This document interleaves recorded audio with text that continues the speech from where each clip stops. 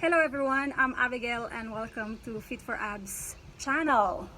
Alright, I'd like to thank you for watching my exercises at home, and I'll make sure that I will be posting it regularly.